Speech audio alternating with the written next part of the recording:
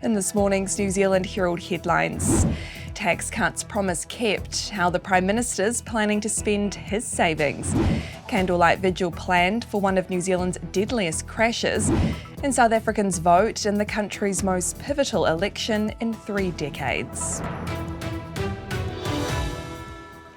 Ata Maria, I'm Shuri Kinnear. It's Friday, the 31st of May. The Finance Minister says she would have liked to go further with tax cuts, but she has to strike a cautious balance.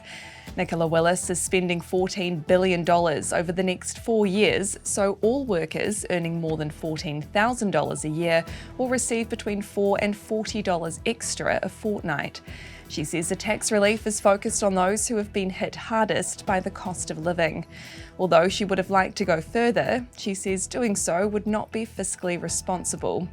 Meanwhile, Prime Minister Chris Luxon expects he'll spend his tax cut on his family.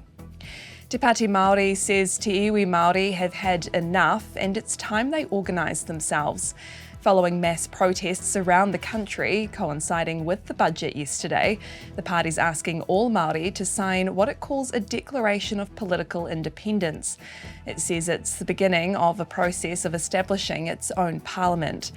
Co-leader Rawiri Waititi says this shouldn't surprise anyone. 150 years this House has had to develop its systems, to continue to violate and breach Te Tiriti o Waitangi, and it is now time for Te Iwi Māori now to say enough is enough. A candlelight vigil will be held for the 5 victims of the crash in rural Waikato earlier this week. The crash happened at around 4:45 on Tuesday on State Highway 3 in Ohopua, about halfway between Hamilton and Te Awamutu. The vigil will take place on the week anniversary. Organisers say it'll be for people to come together as a community and remember those who are no longer with us.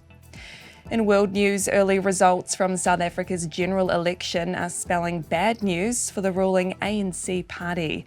Initial results are suggesting the ANC's vote will drop from 57% in 2019 to around 42%. It means they could lose their majority they've held since Nelson Mandela's victory in 1994 and have to form a coalition.